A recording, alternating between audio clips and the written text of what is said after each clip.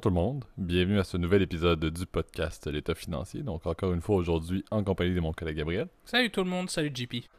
Et c'est officiellement, encore une fois, on mousse ça un peu par-ci par-là. On dirait qu'on avait plein de dates importantes dans les épisodes, mais c'est officiellement le deuxième anniversaire du podcast, cette publication. C'était exactement le 26 juin 2020 en fait qu'on a lancé. On publie le 27 normalement en ce lundi, là, donc déjà 2 ans en n'ayant pas manqué une semaine. Donc encore une fois, beau succès, merci Gab pour ça. C'est également par le fait même la fin de notre fameuse saison 4. Là. Donc, on maintient notre rythme de faire 2 saisons par année de 26 épisodes, un par semaine. Donc, on s'est pas cassé la tête trop là-dessus. Mais quand même, là, un milestone assez notoire pour le podcast. Comme on le dit à chaque fin de saison, d'habitude, on essaie d'amener un peu de renouveau. Là. Je pense qu'on a développé une formule qui fonctionne assez bien présentement. Donc le but va être on va faire une réflexion là, avec Gab d'ici au prochain épisode qui va être le premier de la saison 5 lundi prochain, là, mais à première vue je pense qu'on va maintenir la trame actuelle. Ça fonctionne bien et encore une fois, comme je le dis à chaque fois qu'on finit une saison, pas de vacances, donc on continue à vouloir maintenir là, cette série de faire un épisode par semaine. On l'a vu là, et on l'a mentionné plusieurs fois, là, les 2 dernières années ont été marquées par oui plusieurs événements en termes de société, mais également Gab et moi avons eu énormément d'achalandage, que ce soit professionnel ou en termes académiques. Et on a réussi à passer au travers de tout ça et à réussir à publier. Donc le but va être de maintenir cette trame-là. Mais avant d'entamer toute chose, on a un bel épisode pour vous avec un dans vos poches, un place au débat. Mais je veux à nouveau là, vous remercier de prime abord là, pour ces 2 belles années. Là. C'est toujours un fort plaisir de faire ces épisodes-là, de les enregistrer, de les publier. Je pense que c'est du contenu qui nous passionne. C'était ça le but au début. Sur le papier, c'était d'avoir un format là, de projet ou un certain intérêt de parler de business à chaque semaine, mais on voit que justement là, ça a fait beaucoup de chemin, même beaucoup plus que ce que j'avais pensé initialement là, lorsque j'ai soumis l'idée à Gab. Donc merci énormément pour ça. Et à nouveau, merci Gab de te prêter au jeu Ah bah ça me fait depuis plaisir. déjà 2 ans pour ce magnifique podcast. Et je te passe la parole. Je sais que tu vas également faire quelques remerciements et également lancer là, le fameux disclaimer de début d'épisode pour l'épisode d'aujourd'hui. Ouais, un grand merci en tout cas pour votre fidélité durant cette quatrième saison de l'État financier. Je pense que JP t'as pas mal tout dit, hein, vraiment un grand remerciement, c'est ça, pour votre écoute, pour vos commentaires. Euh, je dirais aussi peut-être pour vos suggestions, parce qu'il n'y en a pas eu non plus énormément, mais je sais qu'à chaque fois qu'on en a eu, c'était plutôt des très bonnes idées, alors merci à vous, puis ça nous fait toujours plaisir, chaud au cœur de vous écouter, de vous plutôt vous lire en fait, puisque à moins que vous nous envoyiez des messages vocaux, si vous le souhaitez, ça va me faire plaisir aussi, là, mais c'est plutôt évidemment par l'écrit qu'on vous lit, et c'est toujours un grand plaisir, moi, vous le savez, hein, je le dis quasiment tout le temps, mais c'est vraiment un de mes plaisirs de la semaine de faire le podcast, enfin, tu vois, de discuter avec toi, JP, mais tu sais, quand on a d'autres invités, c'est vrai qu'on a été pas mal avec Thomas ces derniers temps, là, mais euh, c'est toujours un grand plaisir justement de pouvoir discuter, débattre, etc. Tu sais, c'est le but. Le but n'est pas toujours d'être toujours très précis, mais partager nos idées, nos opinions. Je trouve que c'est ce qui fait, en fait, déjà, c'est une attitude intellectuelle que je trouve assez noble. Et tu vois, c'est toujours en tout cas un grand plaisir de pouvoir faire cet exercice-là à chaque semaine. Ça m'aide aussi, moi, personnellement, aussi à parfois approfondir, tu vois, ma réflexion, ou des fois me poser des questions, des thématiques, si tu veux, qui vont me servir aussi, tu vois, même dans ma vie perso, dans ma vie professionnelle. Là. Donc, encore une fois, grand merci à vous. Oubliez pas évidemment tout ce qu'on parle. J'en reviens évidemment vers le format traditionnel. Tout ce qu'on parle, c'est évidemment notre opinion personnelle. Il ne s'agit pas d'une recommandation officielle de placement. Consultez un expert si vous avez des questions en particulier sur votre profil personnel. Et dernier point, alors j'ai remarqué qu'un petit peu les écoutes se sont calmées ces dernières semaines, un petit peu en baisse. Bon, je pense que le beau temps dehors a pas mal baissé en fait. Puis aussi, il y a pas mal de personnes qui sont parties en vacances quand même. On baissait un petit peu les audiences, c'est pas grave. Nous, on continue. Notre objectif, c'est comment dire, de faire un contenu de qualité. Je pense que c'est la meilleure chose en fait quand on est dans l'industrie en fait là du média divertissement. C'est pas de se soucier vraiment des audiences, mais c'est plus de se focuser sur la qualité du contenu, sur la pertinence de notre analyse. Et tu vois, je trouve que j'ai été très satisfait, tu vois, de nos derniers épisodes parce que j'ai vraiment eu du plaisir, même moi-même, à les écouter. Et je trouve que en tout cas, le contenu est de qualité. Alors, si vous partagez cette opinion-là, bah, profitez-en.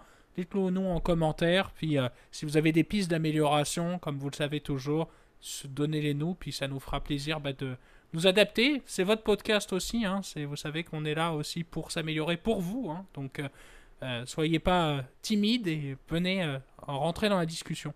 Non, exactement. Puis il y a énormément de chemin qui a été fait également depuis 2 ans, là. Je fais toujours l'exercice, on dirait, à chaque fin de saison, d'aller réécouter une partie du premier épisode juste pour me rappeler d'où on vient, là. Donc je pense que le contenu... Non, c'était horrible. C'était voilà, horrible. je pense que les sujets sont toujours aussi intéressants parce qu'on l'a toujours dit, c'est hyper facile de faire des podcasts à chaque semaine parce que les marchés, l'économie, la finance plus largement là, changent énormément d'une semaine à l'autre.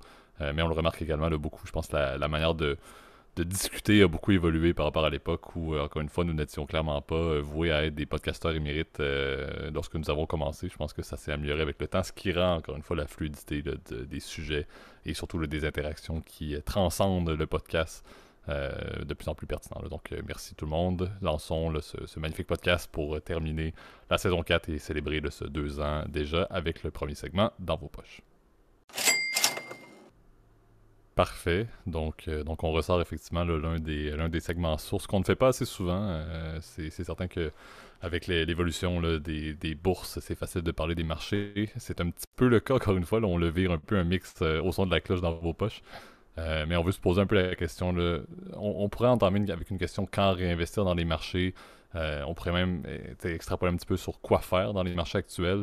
On sait qu'il y a un énorme nuage gris qui tend vers le noir presque présentement. Là, on voit l'orage à l'horizon sur les places boursières mondiales.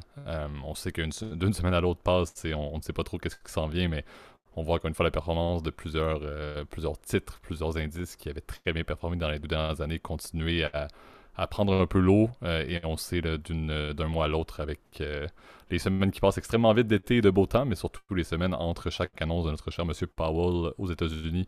On dirait que c'est hyper rapide et on sait que forcément là, c'est pas nécessairement un bon signe à chaque fois qu'il se représente au podium. Donc je pense qu'il y a une bonne question à se poser. Moi, l'axe que j'ai beaucoup, là, puis je vais entamer un petit peu là-dessus, puis Gab, je te transfère la parole par la suite, là, mais une des réflexions que j'ai moi-même, et c'est quelque chose que j'ai aussi beaucoup lu là, en off pour préparer les notes, c'est la réflexion de dire on oublie trop facilement les récessions passées. On va utiliser le terme récession, encore une fois, ce n'est pas une garantie. Là, on sait qu'il y a plusieurs experts vont parler là, de proportions, là, de savoir qu'il y a 50% des chances, 30% des chances, dépendamment du pays là, et aussi de la politique, là, parce que les gouvernements vont aussi essayer de tanker les proportions ou les pourcentages de récession potentiels pour des votes électoraux, mais bon, ça c'est un autre sujet. Mais tu sais, je pense que en temps où une récession pourrait se pointer à l'horizon, on oublie trop rapidement ce qui s'est passé dans le passé et on pense toujours que le pire va s'en venir. Et je pense que le premier constat qui est important à se faire, c'est il faut savoir où est-ce qu'on s'en va avec nos projets. Il faut savoir si la structure qu'on a mis en place dans nos investissements, dans nos finances personnelles, était cohérente v'là un an, pourquoi est-ce qu'elle ne le serait pas maintenant? Pourquoi est-ce que je déciderais de réagir hyper rapidement au niveau de mes placements? Pourquoi est-ce que je liquiderais certains placements qui ont peut-être perdu pour éviter d'en perdre davantage? Souvenez-vous de si vous avez mis en place une structure qui était cohérente pour vos projets, que vos projets n'ont pas changé, que vos horizons de placement sont les mêmes, que votre tolérance au risque est les mêmes, et qu'au final, vous étiez bien diversifié et bien structuré, c'est pas le temps d'être réactif, c'est pas le temps, encore une fois, de réagir pour essayer de timer le marché. C'est la première chose que je vais mentionner. Je pense que c'est souvent ce qui amène des erreurs. Et également, ça c'est mon premier point, donc réfléchissez toujours à, vous aviez une structure en place, est-ce qu'elle est toujours pertinente? Est-ce qu'elle était pertinente l'an passé? Oui, mais est-ce qu'elle est encore maintenant? Oui, ne faites pas rien de trop drastique. Et le deuxième point, c'est tout n'est pas 2008-2009. Tout n'est pas une crise systémique, une récession qui est amplifiée par un problème du secteur bancaire comme on l'a connu en 2008-2009. Il faut se souvenir qu'il y a des récessions beaucoup plus mineures et que dans un contexte économique comme on connaît maintenant avec la fameuse courbe là, de croissance qui tend à ralentir là, pour des économies développées, c'est tout à fait normal avec les croissances du PIB, les croissances économiques qu'on connaît de nos jours, qui sont très faibles. Là. Je veux dire, Gab, on sortait des stats, puis à moins d'avis contraire, des fois on arrive à du 2-3%, puis c'est très bon. Là. Mais on se rend compte qu'avec le fait qu'on est toujours plus proche du zéro, une décroissance ou une réduction de la croissance du PIB, par exemple, de pays ou de l'économie mondiale, est beaucoup plus possible avec l'augmentation des économies développées, avec le fait que la Chine ralentit également. Mais c'est pas normal d'avoir davantage de récession. Donc il faut forcément arrêter d'avoir peur du concept de récession parce que ça pourrait beaucoup plus se pointer. C'est cyclique une récession, on le sait, parce que c'est lié à l'économie. Mais il faut aussi se souvenir que ça peut arriver beaucoup plus souvent. Ce n'est pas anormal avec la tangente actuelle où les économies développées continuent à ralentir en termes de croissance économique. Les économies qui étaient en développement, les grosses économies en développement comme la Chine, ben, ça ralentit aussi. Et les fameux emerging markets, ben, il n'y en a pas tant que ça qui surperforment ce qu'on pourrait s'attendre par rapport à ce qu'on avait à l'époque. Donc, on est dans un contexte économique où le fameux delta de croissance est beaucoup plus facile à passer du positif au négatif, et donc une récession n'est pas quelque chose d'anormal. Et je lisais un expert qui disait non seulement réfléchissez à votre structure d'investissement, mais aussi démystifier le concept de récession. Il faut arrêter de voir une récession puis de dire ok, c'est presque garanti que les marchés vont perdre 50%. Il faut faire une décorrélation entre le concept de récession et le contexte au final économique et l'impact sur les marchés. Ça peut arriver beaucoup plus souvent, il faut arrêter d'avoir autant peur. C'est un petit peu ça, c'est la peur que le concept de récession et que les craintes liées à la récession va amener dans les marchés avec les investisseurs qui décident de quitter un peu, qui amplifie beaucoup le phénomène. Il faut démystifier ça, il faut prendre une bonne respiration et aussi il faut réaliser, comme on en avait parlé dans un dernier épisode, je crois, là, mais depuis 1900, une récession en moyenne dure 15 mois. Là. Donc, il faut prendre une bonne respiration, il faut réfléchir à quels sont nos projets, nos horizons de placement, et puis notre risque, ça n'a pas changé. Ben, on a peut-être un 15 mois en moyenne de période un petit peu houleuse dans les marchés, mais on peut très bien s'en sortir. Donc, moi, c'est un petit peu ma vision. Là, avant, je sais que Gab, tu voulais plus parler quand réinvestir. Moi, ma vision, c'est prenons une respiration, comprenons que ça peut arriver plus souvent et comprenons que tout n'est pas 2008-2009, tout n'est pas la grande récession des années 30. Là. C'est pas toujours hyper drastique, ça se peut très bien qu'on s'en sorte mieux qu'on le pense, effectivement. Non, mais j'aime bien ton approche, JP, et je partage entièrement ce que tu vas dire. Et là, c'est pas pour être politiquement correct ou quoi que ce soit. Là, je veux dire, je pense réellement que, et tu le sais, c'est l'approche que n'importe quel conseiller financier, planificateur te donnera, mais la concept d'avoir une idée plus sur des rendements de long terme est évidemment le choix pertinent. Hein. C'est plus évidemment quand on est dans une logique long terme, bah, quel que soit le moment où tu investis, il y a pas de mauvais moment, si tu veux. Et je pense que c'est une logique qui est intéressante évidemment quand tu es dans une idée d'investir par exemple pour ta retraite, ce genre de choses, hein, où pour le coup tu es vraiment tellement sur du long terme que bon, ce qui compte, c'est les rendements cumulatifs moyens sur 10 ans, 20 ans, par exemple, 30 ans, etc. Alors, c'est vrai que cette approche-là, elle a toute sa pertinence, je dirais, quand on est dans une approche de long terme. Je partage aussi ton deuxième point et je rajouterai un petit peu là-dessus. Tu as parlé un peu de diversification, mais oui, la diversification en fait géographique, elle a quand même eu sa pertinence. Hein, tu vois, on dit souvent soyez diversifié dans un indice, par exemple avec un ETF, ou être diversifié sur plusieurs classes ou plusieurs industries. Donc, vous le savez, on est disponible, en tout cas sur les marchés nord-américains, on classe souvent les stocks dans 11 grandes catégories qu'on appelle les geeks. Les geeks secteurs, bon, je ne vais pas tous les énumérer, mais bon, vous pouvez les retrouver en tout cas sur le net, ou sinon, si vous voulez qu'on en parle plus en détail de certains geeks, d'ailleurs on va en parler d'un seul un peu plus tard dans l'épisode, là vous allez voir. Vous pouvez aussi nous demander en commentaire, ça nous fera plaisir de pouvoir vous les donner. Et ben la diversification là maintenant elle se fait des niveaux géographiques, hein, puisque tu as certaines places boursières qu'on fait un peu mieux en fait cette année, même si évidemment tout est un peu en recul. Je noterai quand même la présence de deux indices qui me paraissent intéressants, tu vois, deux pays qui ont surperformé, et c'est plus des pays en fait qui ont une exposition en fait plus élevée en énergie fossile et puis en minéraux, donc en matières premières. La première, en fait, le plus simple, je pense que c'est le FTSE, donc l'indice de la bourse de Londres, en fait, qui est dans le vert, en fait, un des rares indices qui est dans le vert depuis le début de l'année, ce qui est quand même une bonne chose. Il faut avouer que Londres a une très grosse exposition sur les matières premières, puisque d'ailleurs Londres est une place, en fait, non seulement où il y a des grandes compagnies pétrolières, vous connaissez tous évidemment British Petroleum, puis la Royal Dutch Shell, enfin maintenant qui s'appelle Shell, je crois, on avait fait un épisode justement là-dessus, ça fait un bout. Et ce qui est assez drôle, c'est que, oui, Londres, même si on peut penser que c'est d'abord la City, donc c'est plus une place financière, et ben la City aussi, c'est aussi une place très importante dans le marché des commodités, donc dans l'achat et revente de grains, de différentes ressources, comme par exemple, je crois que pas le coton, mais le café, par exemple, est tradé à Londres. Ça fait honneur au mercantilisme. Voilà, et il faut avouer que Londres, à l'époque, en tout cas au début du XXe siècle et fin du XIXe était vraiment la plupart des ports anglais en fait étaient en fait des places tournantes du marché mondial des commodités. Donc, puisque là, en fait, on était plus dans une économie monde autour de l'Angleterre, en fait, du Royaume-Uni. Puisque là, d'ailleurs, le soleil ne se couchait jamais sur l'Empire britannique. Là, je divague, mais c'est assez, ça représentait un peu l'esprit, l'état d'esprit en fait et la puissance en fait de Londres. Mais aujourd'hui, bon, tu vois, la diversification pardon, géographique, elle a sa pertinence. Et je pense que aussi le Canada aussi a son épingle à son épingle à jouer. Hein. On voit que les indices canadiens ont surperformé le US. Alors que souvent il y a quand même une très grosse corrélation entre les deux marchés. D'ailleurs, on l'a vu hein, l'année passée, les deux marchés sont sensiblement restés dans la même zone. Hein. Je crois que le Canada a très légèrement surperformé, mais souvent les deux indices sont très similaires parce que l'économie canadienne est très gaugée par l'industrie américaine, puisque on fait la plupart de nos exportations aussi avec le Sud, la plupart de nos importations aussi. Donc c'est vrai que c'est des choses qui sont à prendre en compte et je trouve ça intéressant que tu aies évoqué le point de diversification. Donc oui, la plupart des marchés sont en recul, mais en diversifiant, vous auriez réduit votre risque, tu vois. Donc je pense que c'est une bonne chose.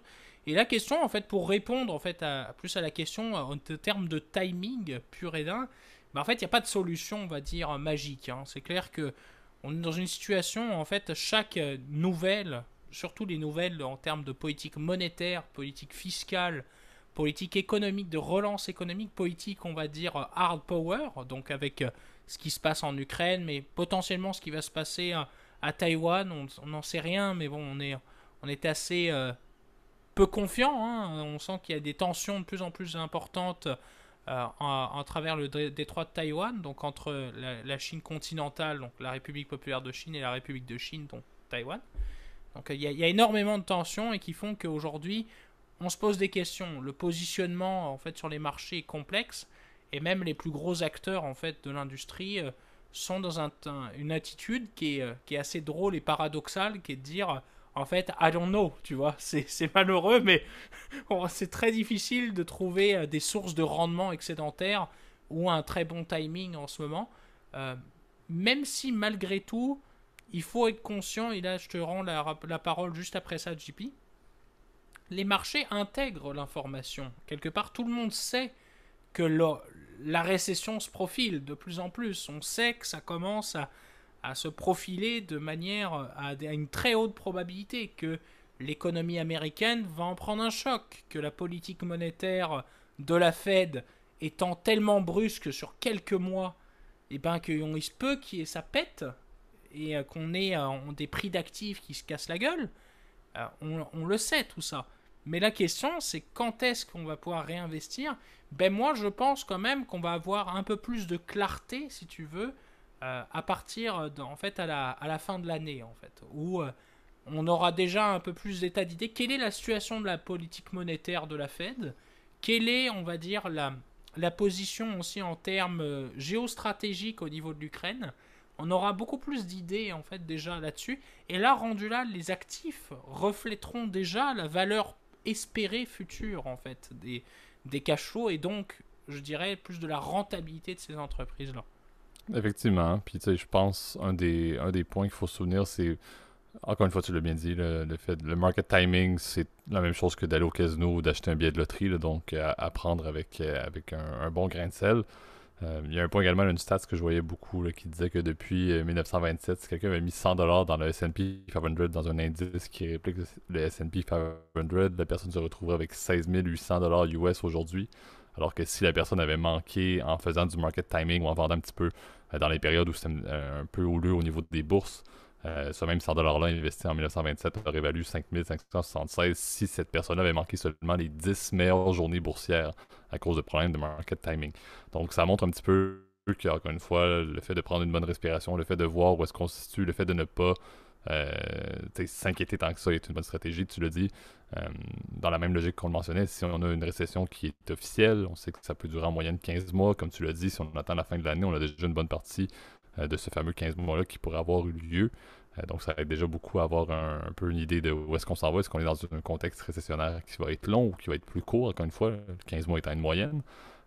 Entre-temps, ce qui est intéressant, c'est qu'il y a plusieurs personnes qui sont quand même intéressées à regarder certains titres, certaines industries, parce que comme toute période où les marchés sont appelés à baisser, on l'a vécu en 2020 et Robinhood était un bon exemple, plusieurs personnes commençaient à rentrer dans les marchés à ce moment-là. Donc il y a quand même une génération de personnes qui n'ont jamais mis un sou dans les bourses, qui vont voir l'opportunité des marchés baissiers, entre guillemets, pour commencer à investir. Et ce qui est intéressant, c'est qu'il y a toujours certaines compagnies qui, en termes cycliques, vont se porter beaucoup mieux pendant une période de récession, et donc qui sont, encore une fois, intéressantes à regarder ou à considérer, encore une fois. Et c'est souvent lié à, justement, avec la cohérence de l'inflation, le coût de la vie qui est plus élevé, les investissements qui baissent. Des compagnies comme des Coca-Cola, des General Mills aux États-Unis, des Kraft Heinz, parce que les personnes commencent à manger peut-être plus du craft dinner, mais tout ce qui est des dépenses un petit peu plus, entre guillemets, là, low cost, peut prendre son sens, et ces compagnies-là, au final, vont très bien s'emporter. Tu l'as mentionné, dans le contexte actuel de ce qui semble être à l'horizon, ben, les pétrolières, malheureusement pour l'opinion environnementaliste que j'aime essayer de tempérer, là, mon opinion là, sur les pétrolières. Mais c'est certain que les prix, tant qu'il y a beaucoup de problématiques liées à l'invasion de l'Ukraine par la Russie, c'est certain que ces compagnies-là vont continuer à bien se porter. S'il y en a une qui s'en porte très bien, Aramco, on le sait, c'est absolument incroyable le rendement qu'ils font depuis le début de l'année alors que tout est dans le rouge. Donc il y a quand même des manières de voir certaines industries, certaines compagnies comme étant là, justement contre-cycliques par rapport à des baisses liées à des récessions, et ça s'est prouvé depuis plusieurs années. Donc, il y a quand même un intérêt à regarder ce qui se passe présentement, mais je pense que, comme on l'a dit, la première bonne stratégie, c'est de prendre une bonne respiration et surtout de ne pas, justement, entre guillemets, en bon québécois, on va dire capoter, là, mais stresser sans aucune raison avec les bourses. Faites confiance à vos plans, allez obtenir justement les conseils adéquats et judicieux là, d'experts. Ne prenez surtout pas là, une décision un beau jeudi avant la fermeture des marchés parce que vous êtes stressé. C'est pas du tout le temps. Puis l'idée est vraiment, si je peux rajouter un dernier point, puis on pourrait passer au deuxième sujet si tu veux, JP, là, mais l'idée est vraiment pas de couper tes pertes. Hein. On le sait, j'ai vu beaucoup de gens faire cette erreur tragique de couper leurs pertes en 2020. En fait, donc, première vague Covid, le monde est en panique, etc. Pendant 2 mois, l'économie va être à l'arrêt. Bon, il s'est avéré qu'en fait, ça n'a pas marché. Hein. C'est clair qu'aujourd'hui, on a plus de tensions. On a un côté tension géopolitique qui fait que, en plus, il y a ce côté un peu dangereux hein, qui est rajouté à une situation inflation plus Chine, etc. Enfin, je vous invite à écouter d'ailleurs justement nos derniers épisodes. Hein, où je pense qu'on a pas mal détaillé tout le, pardon du terme, mais tout le merdier hein, qu'est les marchés en ce moment là. Mais c'est là où faut être un peu résilient. Et c'est vrai que tu l'as bien dit, JP. Peut-être penser à être un peu plus conservateur aussi. Mais après, c'est là où ça devient intéressant. C'est que être conservateur, maintenant, ça coûte cher. Parce que les investisseurs valorisent fort en fait le côté valeur, le côté conservateur. Et d'ailleurs, on le voit, les rendements sont meilleurs côté style valeur que style croissance cette année. Mais donc du coup, par conséquent, les gens, ils se rabattent, ils shiftent leur asset des stocks croissance vers les stocks valeur pour essayer d'aller chercher de la résilience par rapport à l'inflation, tu vois. Et la question est de savoir, bon, bah là, rendu là, est-ce que je serais pas mieux de remettre dans les croissances? Parce qu'en ce moment, je me dis, ils sont pas chers. D'ailleurs, on voit les multiples, par exemple, d'un Facebook à 12 fois les earnings. Enfin, apprendre avec des pincettes ce que je dis, là, mais je crois j'avais lu ça l'autre jour, là, mais je voyais que c'était ridicule, quoi. Un Facebook vaut autant vaut moins cher qu'un Walmart en termes de PI, tu vois. Est-ce que ça fait du sens? Bah, oui et non. Est-ce que tu penses qu'un Facebook va révolutionner le monde avec son métaverse? Moi, je le pense pas. Je pense pas que le métaverse vale des milliards. Je pense que c'est même plus une trappe de cash à rendement négatif qu'autre chose. Mais ça n'empêche que Facebook, bah, je l'utilise tous les jours, alors que Walmart, tu le sais bien, JP, mais moi, j'y vais quasiment jamais. Puis, je trouve que leur site est mal foutu. Enfin, tu vois, c'est des choses comme ça où moi, personnellement, j'ai peut-être pas une idée hyper favorable en fait derrière un stock. Et pourtant, vous le savez, je suis un garant, pardon, pas un garant, mais j'ai peut-être pas le terme, mais un défenseur, pardon, du style valeur. Hein. Je trouve que c'est un style que t'étais vu comme un vieux con, pardon de l'expression, mais pendant des années avec le style valeur, tu disais, bah, tu sais, Est-ce que vaut ce que ça vaut 50 fois ses bénéfices Facebook? Bon, bah,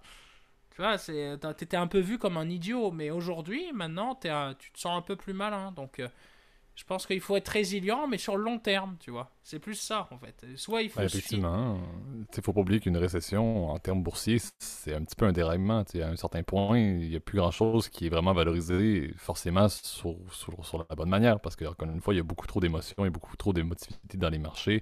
Il y a beaucoup trop d'actions également de larges hedge funds, entre autres, qui essaient de survivre un petit peu à des positions risquées qu'ils ont pris.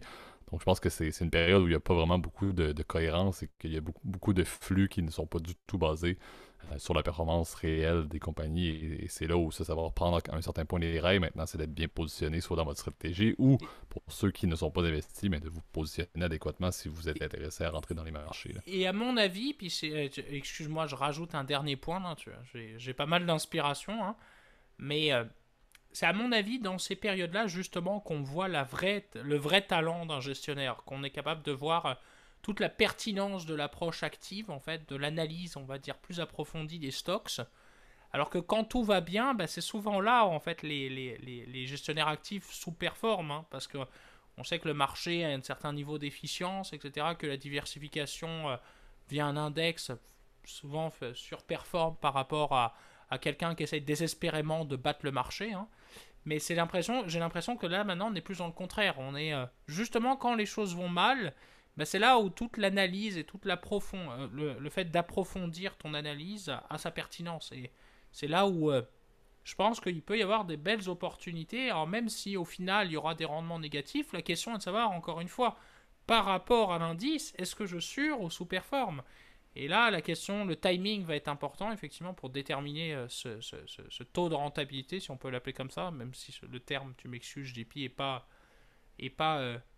compliant, comme on dit, et pas exactement le bon, mais vous m'aurez compris, là. Mais la question, c'est ça, exactement, est de savoir, est-ce que vous allez faire plus de PNL en étant, en ce moment, réinvestissant maintenant, par exemple, dans les stocks croissance, que vous le feriez en étant en S&P 500?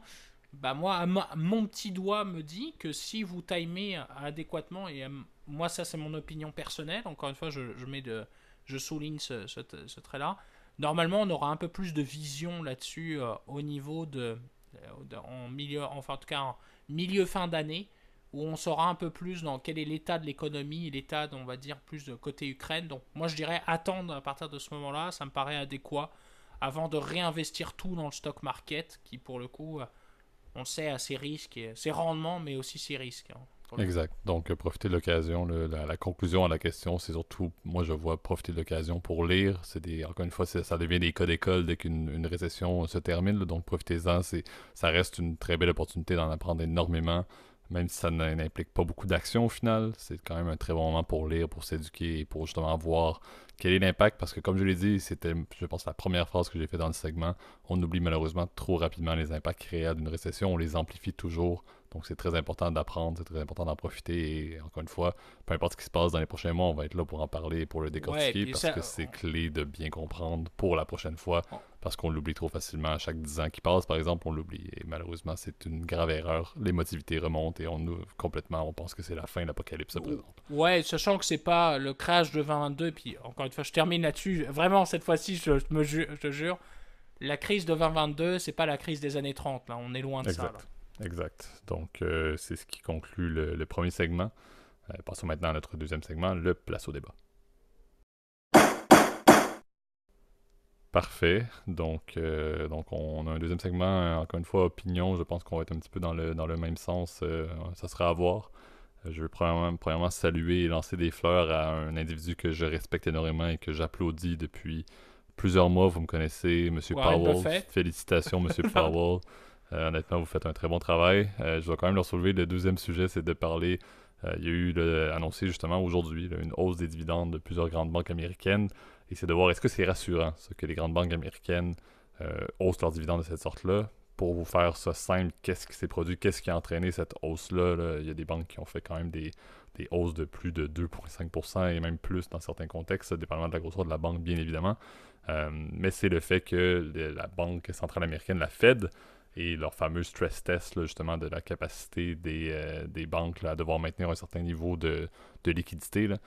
Les stress tests ont été très bons, donc les banques américaines ont montré leur capacité, justement, dans des scénarios pessimistes de performance de marché, là, ont montré leur capacité et leur force face à un éventuel mouvement de marché.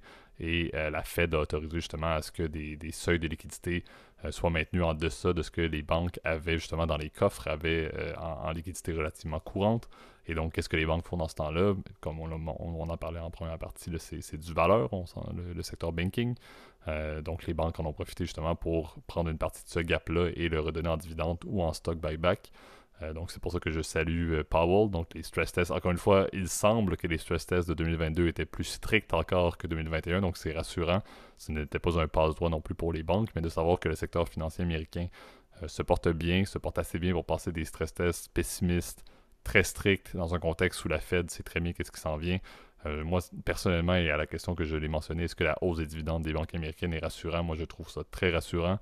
Et c'est simple, la raison, c'est le fait que je l'ai soulevé dans le premier segment, mais 2008-2009, c'était quelque chose qui était systémique, qui était amplifié par une défaillance assez notoire du secteur bancaire. Présentement, si on a encore une fois quelque chose qui se présente de systémique, comme on peut le voir, c'est à nos portes, mais que les banques sont stables, les banques sont fortes, ce qui n'était pas le cas en 2008-2009, c'est là où l'amplification de cette éventuelle crise-là ou de cette éventuelle récession-là, à mon avis, va être beaucoup plus calme. Donc, je vois le signe en ce justement annoncé le lundi 27 juin là, comme étant quelque chose de très rassurant. Surtout, moi, ma vision également, c'est simple, c'est si le libéralisme bancaire américain a des banques qui sont très solides, mais ça me rassure pour l'Europe, ça me rassure beaucoup pour le Canada, qui sont beaucoup moins libérales en termes de ce que le secteur bancaire peut faire et peut se permettre. Donc, je me dis, si les États-Unis sont stables, les stress tests qui se passent dans d'autres pays comme le Canada sont également très bons. Donc, je me dis, au moins, ça me rassure pour mon économie, ça me rassure pour mon système financier national. Il faudrait qu'on trouve une terminologie cocorico, mais version Canada, là, mais j'avoue que ça me rassure énormément en tant qu'investisseur et en tant justement que personne qui voit à l'horizon le fameux nuage noir qu'on parlait au début. Donc, quand même beaucoup. Je pense que pour vous donner une légère stats, puis Gab, je te renvoie la balle par la suite, là, mais c'était 80 milliards, je pense, qui allait être renvoyé là, par les grandes banques américaines à leurs actionnaires d'ici la fin de l'année en dividendes de par la hausse qui a été annoncée là, pour la majorité du top 5 et même du top 10 des grandes banques américaines là, en date d'aujourd'hui.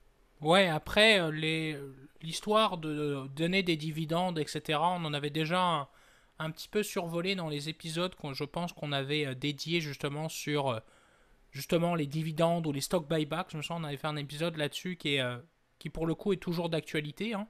C'est de savoir est-ce que ça a vraiment sa pertinence. Alors bon, vous le savez, il y a plusieurs analystes, on va dire, et plusieurs chercheurs qui sont spécialisés, je te dirais, dans ce truc et qui font office, on va dire plutôt de référence. Le plus connu étant Modigliani et Miller, qui sont probablement Ne pas oublier Miller. Ne pas oublier Miller, s'il vous plaît, pour ceux qui à l'école ont appris le voilà, théorème, mais c'est Eminem. Enfin, tout le monde voilà.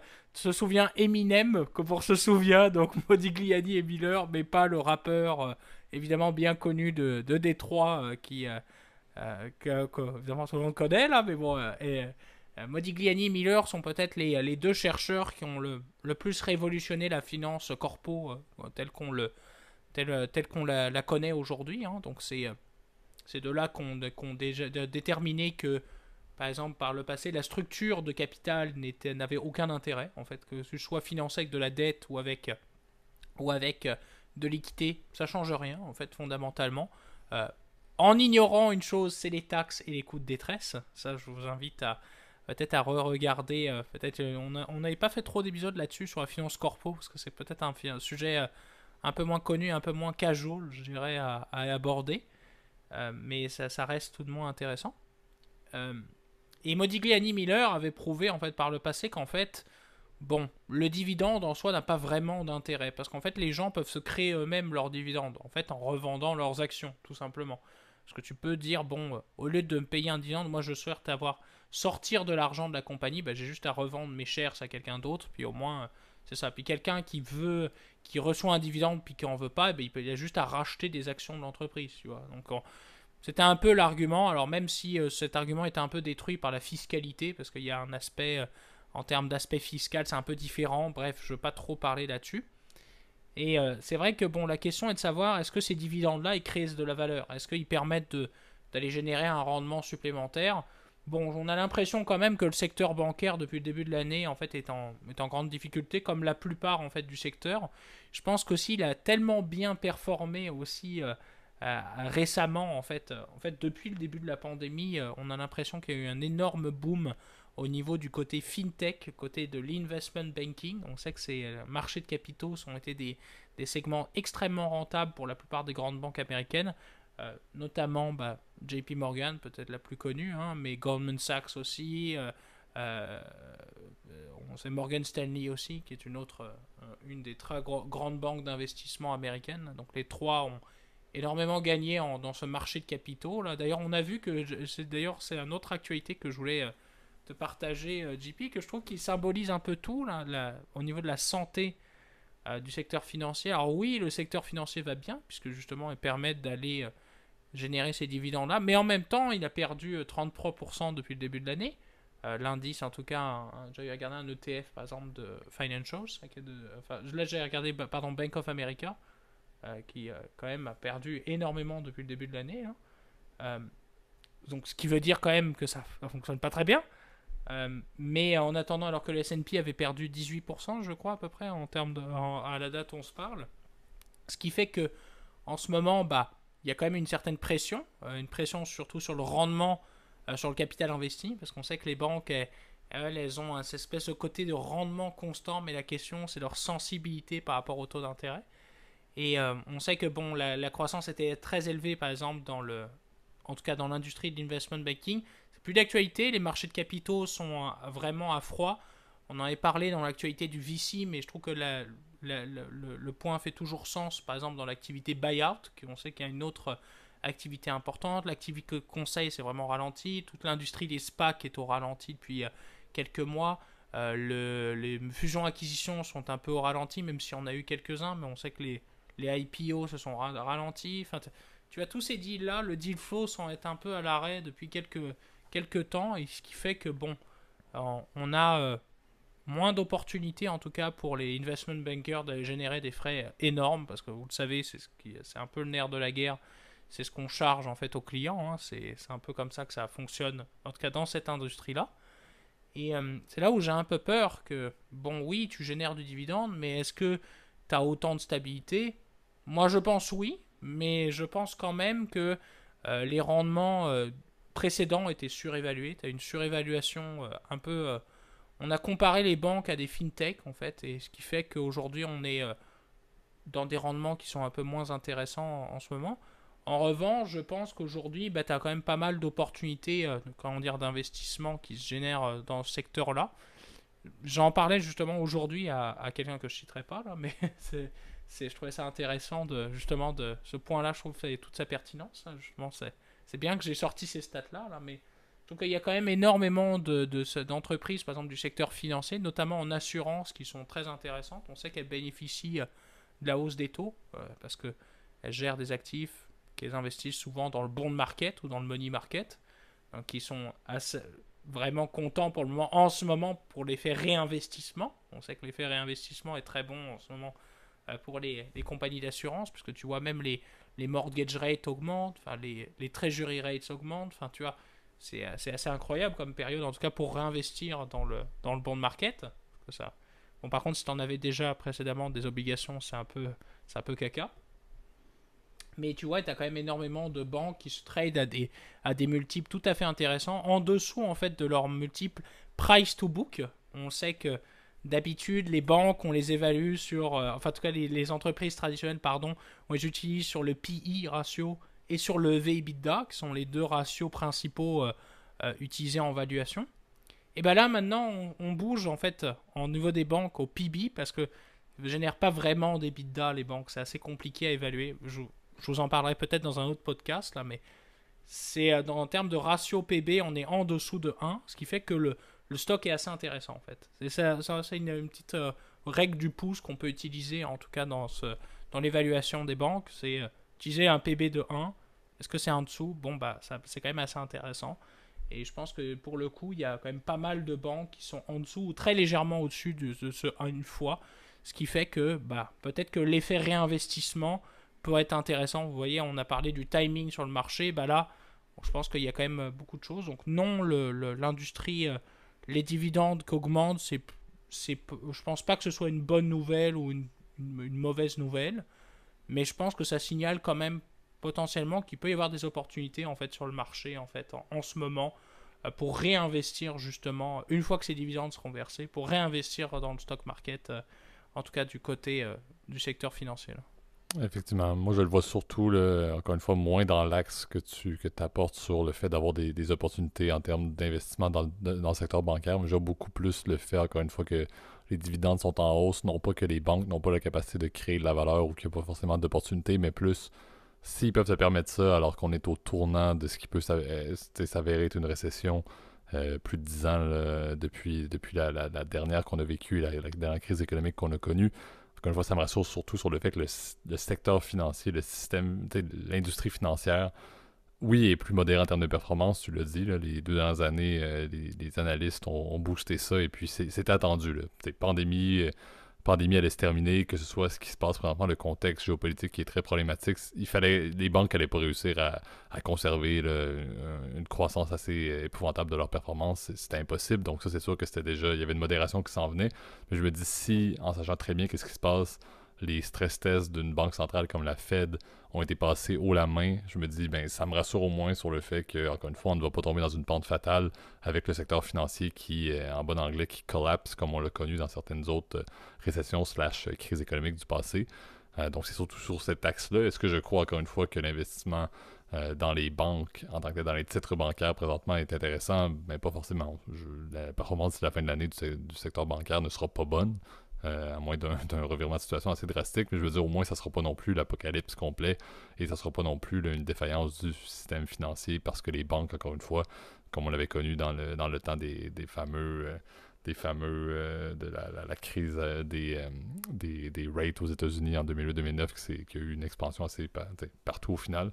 Je pense qu'il y a quand même pas, au moins ce volet-là peut être fermé, cette page-là peut être tournée, ce chapitre-là ne sera pas abordé là, pour faire plein de métaphores, là, mais c'est ce qui me rassure encore une fois sur la nouvelle d'aujourd'hui, plus que sur les opportunités d'investissement. Là. Ouais, bah c'est vrai que le côté santé, aujourd'hui, cette nouvelle, en fait, si tu prends dans cet axe-là, ça prouve qu'en gros, les banques sont dans une bonne santé financière, elles ont une capitalisation qui est adéquate, qu'elles sont préparées par rapport aux imprévus, parce qu'on sait que la Fed ainsi que la FDIC, ne l'oublions pas, parce qu'aux États-Unis, il y a deux régulateurs au niveau des banques à charte, en tout cas des banques qui sont membres de la Réserve fédérale. C'est la FDIC, donc l'assurance dépôt des États-Unis, qui garante en fait de la solvabilité des banques, ainsi que la Fed pour le multiplicateur monétaire. Donc c'est-à-dire la capacité en fait des banques à partir de peu d'argent de recréer de l'argent supplémentaire par le crédit. Ça, si vous êtes intéressé par ça, pareil, on pourra faire un épisode là-dessus sur le multiplicateur monétaire. J'entends beaucoup parler de ce terme-là d'ailleurs, pas mal en termes économiques, même sur Twitter. Là, alors des gens qui s'y connaissent pas grand-chose, c'est malheureux là, mais souvent des gens qui me sortent des multiplicateurs monétaires pour me justifier tout et n'importe quoi, qu'en fait faut dépenser de l'argent public dans tout un tas de trucs. Bon, je suis assez sceptique par rapport à cette notion-là, même si bon, en termes financiers, au niveau bancaire, elle a toute sa pertinence. Et c'est là où il faut évidemment, être vigilant, encore une fois, sur ce qui se passe. Mais je pense que, oui, le système financier n'est pas aussi corrompu que ce l'était, par exemple, en 2008, où, en fait, bon, c'est ça, tu faisais des prêts à n'importe quel gugus qui avait à moi même pas un emploi. Enfin, tu vois, t'achetais des maisons à tour de bras, là, enfin. On le voit très bien d'ailleurs dans le Big Short, hein, quand ils arrivent en Floride. Là, je répète pour la 15e fois cette scène-là, mais quand ils arrivent puis que le mec n'a pas d'emploi ou que la serveuse elle dit bah oui, je refinance. Comment tu fais pour payer ton hypothèque? Bah je refinance, tu vois. Bah, bien sûr. Ça paraît tellement drôle, mais c'est malheureux comme ça. C'était comme ça qu'était l'industrie. Aujourd'hui, j'ai l'impression en plus avec le resserrement des règles. D'ailleurs, je regardais justement un article de TF1 là, pour le coup, enfin un petit extrait vidéo là du journal où justement ils rehaussent les conditions de crédit partout dans le monde. On sait que les banques sont très frileuses en ce moment, elles ne donnent pas des prêts à n'importe qui.